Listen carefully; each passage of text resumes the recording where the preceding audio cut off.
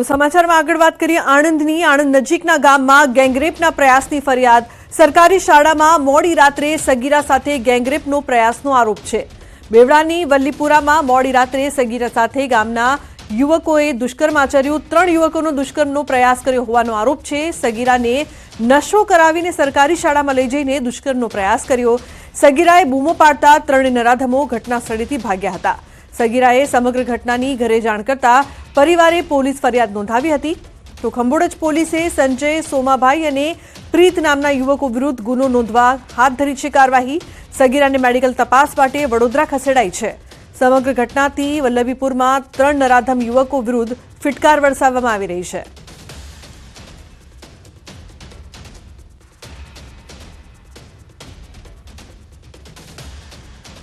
તો કચ્છના ગાંધીધામમાંથી ડ્રગ્સ ઝડપાયું છે। 120 કરોડનું કોકેન જપ્ત કરવામાં આવ્યું છે।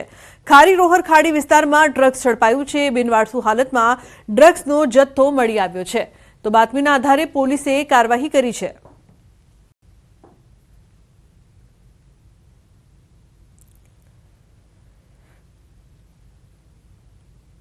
સુરતમાં ભગવાનના મંદિરો પણ નથી રહ્યા સુરક્ષિત। શહેરના રામનગરમાં મહાદેવ મંદિરમાં ધોળે દિવસે થઈ છે ચોરી।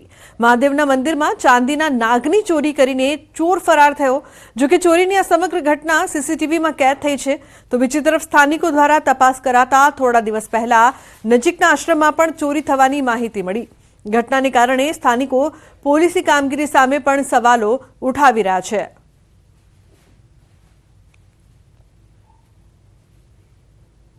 અંબાજી નજીક ભયંકર અકસ્માત। 5 લોકોના મોત થયા છે। અંબાજીથી દર્શન કરી પરત ફરતા અકસ્માત સર્જાયો। ત્રિશુલિયા ઘાટમાં લક્ઝરી બસ પલટી। અકસ્માતમાં 5 લોકોના મોત થયા। 52થી વધુ ઇજાગ્રસ્ત છે, જેમાંથી 35 લોકોને પાલનપુર સિવિલમાં રિફર કરાયા છે। અંબાજીથી કટલાલ તરફ જતા રસ્તામાં બસ પલટી। કટલાલના મુસાફરો ગઈકાલે અંબાજીથી દર્શન કરી આજે કટલાલ પરત ફરતા અકસ્માત સર્જાયો હતો। પોલીસ 108 સાથે સ્થાનિક લોકોએ ઇજાગ્રસ્તોને રેસ્ક્યુ કર્યા। સામાન્ય ઇજાગ્રસ્તોને ભોજન અને રોકાણ માટે દાંતા સર્કિટ હાઉસમાં વ્યવસ્થા કરાઈ છે।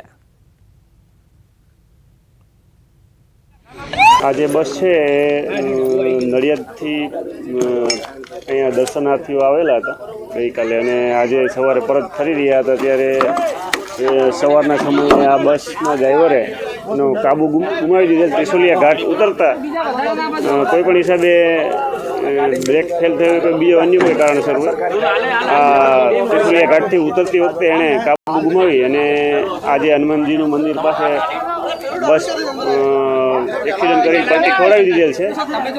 40થી 50 માણસો અંદર બેઠેલા હતા, એમાંથી લગભગ 3થી 4 માણસોનું મૃત્યુ થયેલ છે। આ ગાડી સાહેબ અંબાજીથી સવારે દર્શન કરીને ઉપડી બીજા ધામ ફરવા જતી હતી। અંબાજીથી 2 કિલોમીટર ડ્રાઈવર બેફામ થઈને કાબુ ના રહેતા બસ પલટી મારી ગઈ। વાંક ડ્રાઈવરનો જ છે। ડ્રાઈવર કટ મારતો હતો જોરથી અને ગાડી ફૂલ સ્પીડમાં હતી, એના કારણે મોત 4 જણના મોત જેવું થયું છે। બીજા ઘાયલ છે સાહેબ। 52થી 56 જણ છે સાહેબ। ક્યાં જવાના હતા તમે? ઘરે જવાના હતા। કટલાલ જવાના હતા। પ્રવાસમાં નીકળેલા હતા? હા, પ્રવાસમાં સાહેબ।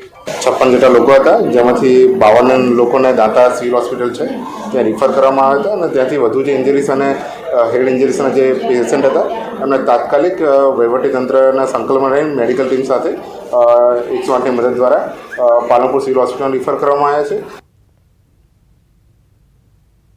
તો ભરૂચમાં ગમખ્વાર અકસ્માતની ઘટના બની છે। ભરૂચના કારેલી ગામથી જંબુસર જતી એસટી બસ વરસાદી કાંસમાં ખાબકી। ચાંદપીર દરગાહ પાસે વરસાદી કાંસમાં બસ ખાબકતા બસમાં સવાર 15 જેટલા વિદ્યાર્થીઓ ઇજાગ્રસ્ત થયા છે। ઇજાગ્રસ્ત વિદ્યાર્થીઓને જંબુસર રેફરલ હોસ્પિટલમાં સારવાર અર્થે ખસેડાયા છે।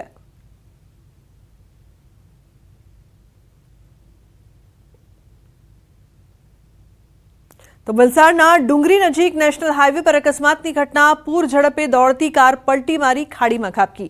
સ્ટીયરિંગ પરથી કાબુ ગુમાવતા બની છે ઘટના। કારમાં સુરતના એક જ પરિવારના 4 લોકો સવાર હતા। તમામને ઇજાગ્રસ્ત હાલતમાં હોસ્પિટલે ખસેડાયા છે। ડુંગરી ગામના યુવકો તાત્કાલિક પહોંચી જતા પરિવારનો થયો બચાવ।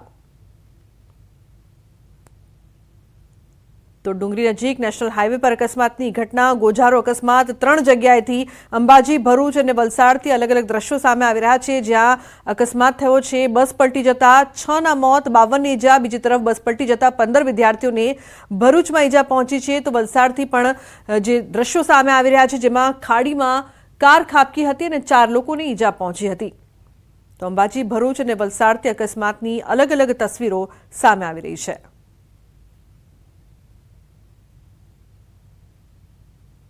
બોટાદની ખાનગી હોસ્પિટલમાં સારવાર દરમિયાન દર્દીનું મોત થયાનો પરિવારનો આક્ષેપ. યુનિટી હેલ્થકેર હોસ્પિટલના ડોક્ટરો પર પરિવાર દ્વારા આક્ષેપ કરાયા. રવિવારે મોડી રાત્રે 50 વર્ષીય હંસાબેન ગામવાને પેરાલિસિસનો અટેક આવતા સારવાર માટે યુનિટી હોસ્પિટલ ખસેડાયા હતા, જેમાં હોસ્પિટલમાં જ દર્દીનું મોત થયું. મૃતકના પરિવારે આક્ષેપ કરતા કહ્યું, ઇમરજન્સી કેસ હોવા છતાં કોઈપણ ડોક્ટર સારવાર આપવા આવ્યા ન હતા. તો બીજી તરફ ડોક્ટર મીતે નિવેદન આપતા કહ્યું, સારવારના અભાવે નહીં પણ સારવાર દરમિયાન દર્દીનું મોત થયું છે. દર્દીના સગા દ્વારા હોસ્પિટલમાં ડોક્ટર વિરુદ્ધ રોષ દાખવ્યો છે.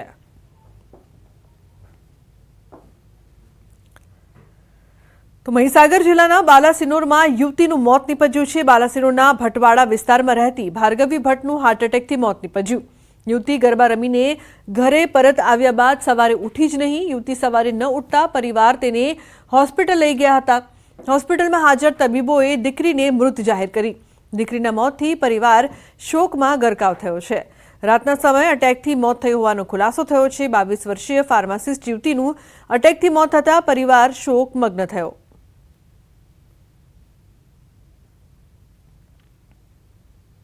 અન્ય સમાચાર રાજકોટથી. મહાનગરપાલિકા દ્વારા મોટો નિર્ણય કરાયો છે. આજી નદી કાંઠાના 983 ગેરકાયદેસર બાંધકામોનું ડિમોલિશન કરવામાં આવશે. શહેરના બાપુનગર સ્મશાન વિસ્તાર, જંગલેશ્વર, એકતા કોલોની આસપાસના ગેરકાયદેસર દબાણો તોડાશે. રાજકોટના મેયર નયના પેઢડિયાએ કહ્યું, આજી નદી કાંઠે વર્ષોથી ખડકાયેલા દબાણો તોડી પડાશે. આજી રિવરફ્રન્ટનું કામ પણ શરૂ કરવાનું હોવાથી દબાણો દૂર કરવામાં આવશે. દર વર્ષે નદી કાંઠાના નીચાણવાળા વિસ્તારોમાં પાણી ભરાઈ જાય છે, ત્યારે ગેરકાયદેસર દબાણો દૂર કરવા નોટિસો ફટકારી છે. ગેરકાયદેસર દબાણો ઊભા થવા મામલે અધિકારીઓ પાસે પણ ખુલાસો માંગવામાં આવ્યો છે.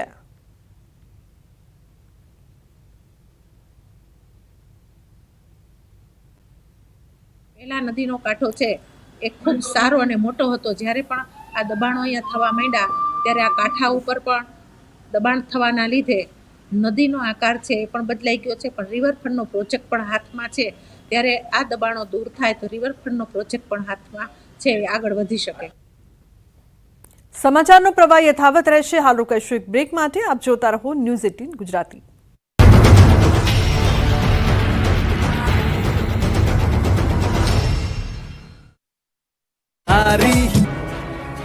ગુજરાત ETSને મોટી સફળતા મળી છે. ગુજરાત ETSે દિલ્હી અને ભોપાલમાં દરોડા પાડ્યા. ગુજરાત ETSના ડીવાયએસપીની બાતમીના આધારે રેડ કરી હતી. રેડ દરમિયાન 1814 કરોડથી વધુનું 907 કિલો MD ડ્રગ્સ ઝડપાયું.